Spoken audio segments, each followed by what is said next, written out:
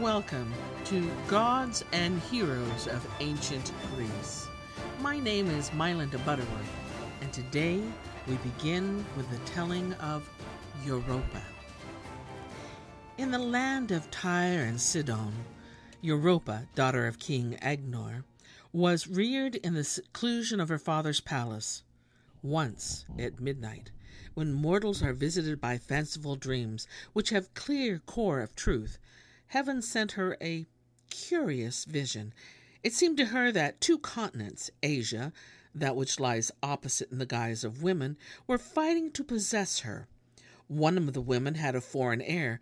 The other, and this was Asia, looked and acted like one of Europa's own countrywomen, and claimed her warmly and vehemently, saying that it was she who had borne and nurtured this lovely child. But the strange woman clasped her in her strong arms like a stolen treasure, and drew her away with her. The oddest part of the dream was that Europa did not resist her with any real force or purpose. "Come with me, little love," said the stranger. "I shall bring you to Zeus, the aegis bearer, for destiny has appointed you his beloved." Europa awoke. The blood pulsed madly in her temples, and she started up from her couch, for the vision of night had been as bright and distinct as the reality of day.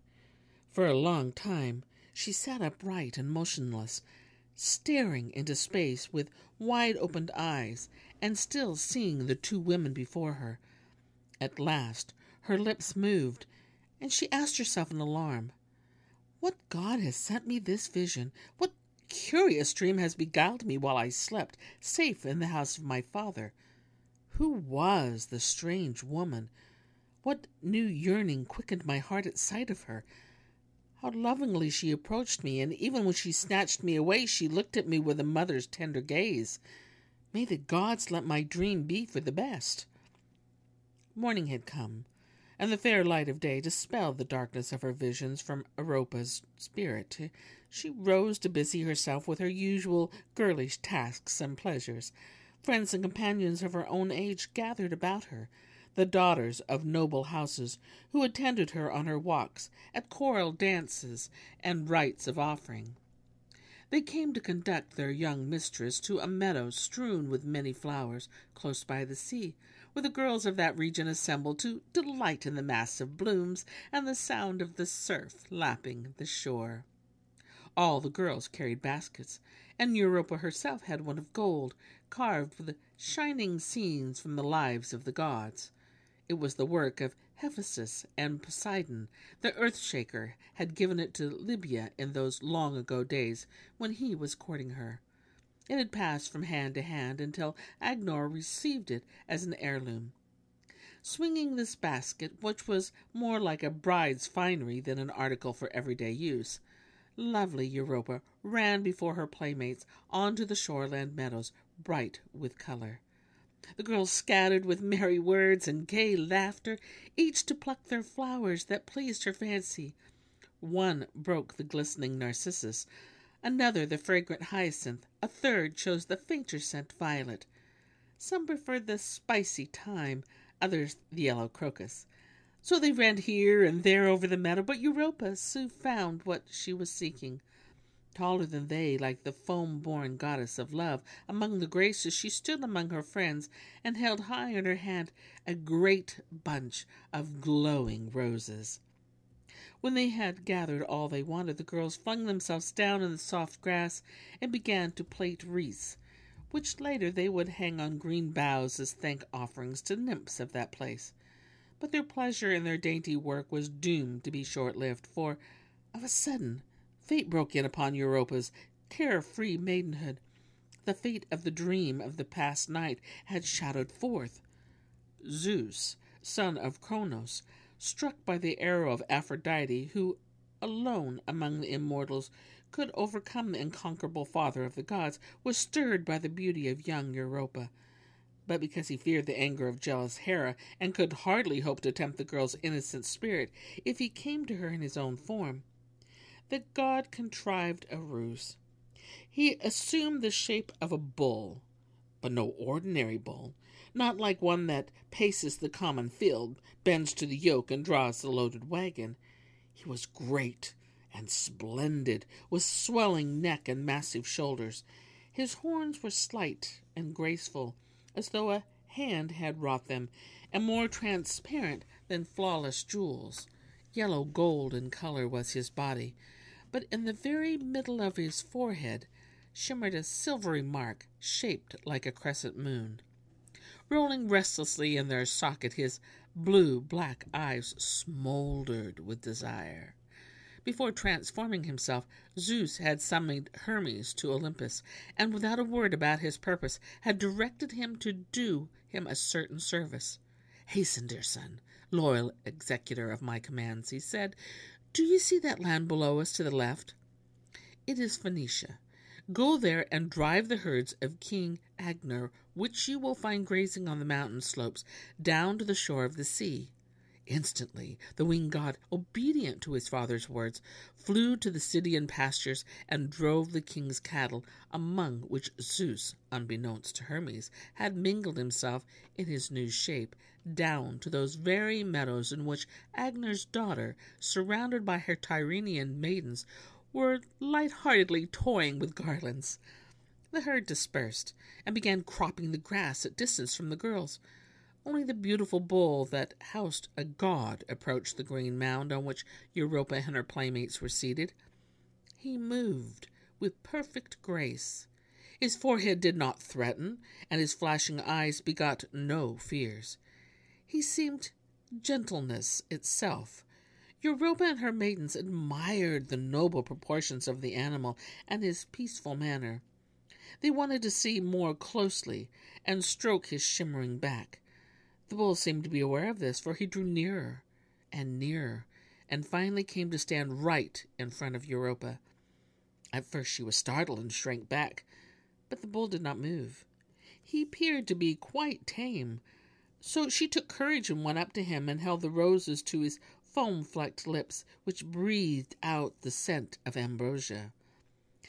Caressingly he licked the proffered flowers and the delicate hand which wiped the foam from his mouth, and began to stroke him with tenderness and love. More and ever more enchanting did the glorious creature seem to the girl. She even ventured to kiss his silken forehead. At that he bellowed joyfully, but it was not the bellow of a common bull, but like the sound of a Lydian flute echoing through a gorge between high mountains. Then he crouched at her feet, looked at her full of longing, and turned his head as if to point his broad back to her. And now Europa called to her maidens. "Come closer," she cried. "Let us climb on the back of this beautiful bull and ride him. I think there is room for 4 of us at a time. See how tame he is, how gentle, not in the least like other bulls. I do believe he has the power of reason, just like human beings, and all that he lacks is speech."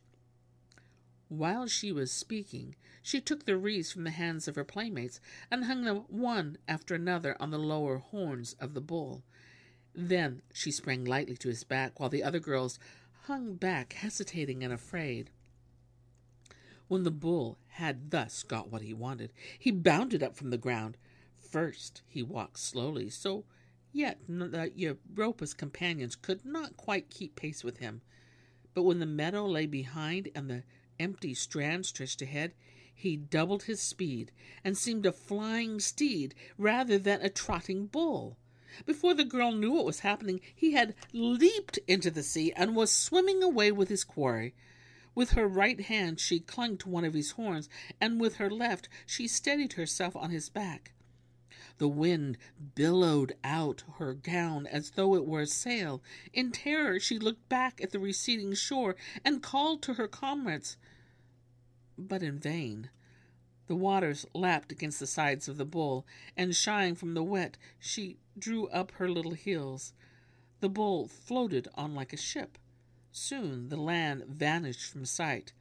The sun set, and in the vague shimmer of night the girl saw nothing but waves and stars.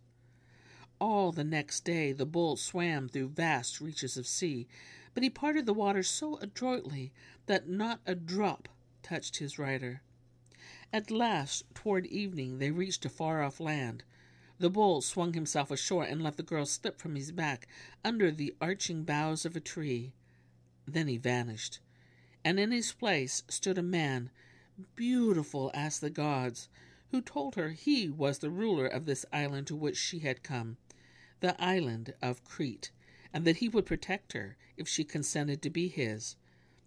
In her sadness and desolation, Europa gave him her hand in token of agreement. Zeus had accomplished his desire. Europa woke from the numbness of long sleep when the sun stood high in the heavens. She was alone and looked around her, helpless and bewildered, as though she expected to find herself at home. "Father! Father!" she cried in distress. Then she remembered and said, "How dare I even utter the word father, I who have had no care for my maidenhood? What madness made me forget a child's love and devotion?" Again she looked around, and slowly everything came back to her. "From where and what place have I come?" she said. "Death would be a penalty too light for my failing. But am I really awake? Am I mourning an actual disgrace? Perhaps only a mystery dream, which will dissolve when I close my lids again, is troubling my spirit. It is impossible to think that I chose to climb on a monster's back, that I swam the seas rather than pluck fresh blooms in sweet security." Even as she spoke, she passed her palm across her eyes as if to banish a nightmare. But when she opened them, she saw the same alien scene, unfamiliar trees and rocks, and the white churn of the tide dashing against looming cliffs and rushing onto a shore she had never seen. "Oh, if someone would deliver that bull up to me now," she cried in anger, "I should rend his flesh and break his horns. Idle wish! I have left my home thoughtlessly and without shame, so what is there for me but to die? If all the gods have forsaken me, let them at least send a lion or a tiger. Perhaps my beauty will tempt their appetites, and I need not wait for hunger to fade the bloom on my cheeks." But no savage beast appeared. Smiling and tranquil, the unfamiliar landscape spread before her, and the sun shone from a cloudless sky. As though pursued by the Furies, the girl sprang to her feet. "Miserable Europa!" she cried. "Do you not hear your father's voice? He is far away, but still he will curse you unless you put an end to your shameful life. Do you not see him pointing to that ash tree on which you can hang yourself by your girdle, or that steep cliff from which you can plunge to an unquiet grave in the stormy sea? Or do you prefer to be the concubine of a barbarian lord and slave for him day after day, spinning your whirl, you, the daughter of a great and powerful king?" In this way she tormented herself with the thought of death without finding the courage to die. Suddenly she heard a low, mocking whisper, and fearing an eavesdropper, looked over her shoulder in alarm. There, bright, with unearthly radiance, stood Aphrodite, and beside her Eros, her son with lowered bow. A smile lingered on the lips of the goddess. "Calm your anger and rebel no longer," she said. "The bull you loathe will come and hold out his horns so that you may break them. It is I who sent you the dream you had in your father's house. Be comforted, Europa. You were carried off by a god. You are destined to be the mortal wife of Zeus, the unconquerable, and your name shall be immortal, for from this time on the continent which received you shall be called Europa." Now let us continue with Cadmus. Cadmus was Europa's brother, a son of Agenor, the king of Phoenicia. When Zeus in the shape of a bull had carried off Europa, Agenor sent Cadmus and his brothers in search of her, telling them not to come back until they had accomplished their quest. For a long time Cadmus wandered through the world in vain, unable to find her whom the wiles of Zeus had spirited away. He feared his father's anger at his failure, and so, not wishing to return to his own country, he consulted the oracle of Phoebus, Apollo, and asked what land he should dwell in the rest of his life. And the sun god replied, In a lonely meadow you will find a heifer who has never borne the yoke. Follow her, and where she lies down to rest in the grass, in that place she shall build a city, and call it Thebes." Scarcely had Cadmus left the Castilian fountain, the site of Apollo's oracle, when he came to a green pasture, and in it grazed a heifer, whose neck bore no marks of the yoke. With a silent prayer to Phoebus, he slowly followed in the creature's tracks. She waded the ford of Cephas, and had just crossed a wide tract of land when she stopped, pointed her horns at the sky, and filled the air with her lowing. Then she glanced back at Cadmus and his retinue, and finally lay down in the thick-growing tender grass. Full of gratitude, Cadmus prostrated himself and kissed the alien earth. Then he offered a sacrifice to Zeus, and sent his servants in search of a living spring to provide water for the libation. In that place there was an age-old wood, which had never been thinned by the axe. In the very heart of it, rocks joined with a network of brush and underbrush, and it formed a low vault over a gorge running with clear water. Hidden in this cavern was a wicked dragon. His scarlet crest shone from afar, his eyes flashed flame, his body was swollen with venom, and 3 tongues flicked from his mouth, which was armed with a triple row of teeth. The Phoenicians had only just entered the grove and let their pitcher down into the water when the dragon darted his azure head out of the cavern and uttered a fearless hiss. The urns slipped from their hands, and the blood froze in their veins. The dragon, meanwhile, had coiled himself into scaly folds, drew back for the thrust, and reared to half his height, looked down upon the wood. Then he lunged forward at the Phoenicians, killed some with his fangs, strangled others in his coils, and destroyed the rest by his poisonous spittle, or the mere fetid breath from his mouth. Cadmus could not imagine what was keeping his servants. At last he went in search of them. His tunic was a pelt he had torn from a lion. His weapon were a lance and a javelin, and stronger and better than those his brave heart. Upon entering the grove, he saw a mass of bodies, his lifeless servants, and triumphing above them the enemy, his body distended, his tongue lapping the blood of his victims. "My poor friends," cried Cadmus, "I shall either avenge you or share your death." He picked up a boulder and hurled it at the dragon. The block was so huge that walls and towers would have shaken at its impact. But the dragon remained unmoved. His thick black hide and stiff scales protected him like a coat of mail. Now Cadmus threw his javelin, and with this he fared better, for the iron point bit deep into the entrails of the monster. Raging with pain, he turned his head and crushed the shaft of the javelin, but the top stuck fast in his body. A sword stroke goaded him to fury. His throat swelled out, and white foam gushed from his poisonous jaws. Straight as an arrow the monster rushed forward, and his breast struck against the trunks of the tree. Agnor's son dodged the onslaught, drew his lion skin close around him, and let the dragon's teeth spend their force on the point of his lance. At last the blood began to stream from the throat of the beast and stained the green grass around him. But the wound was light, and the dragon evaded every further thrust. Finally, Cadmus buried his sword in his neck. It came out the other side and pierced an oak tree, so that the dragon was nailed to its trunk. The tree was bowed by the weight, and moaned as it felt the tip of the monster's tail lashing its back. For a long time Cadmus gazed at the slain dragon.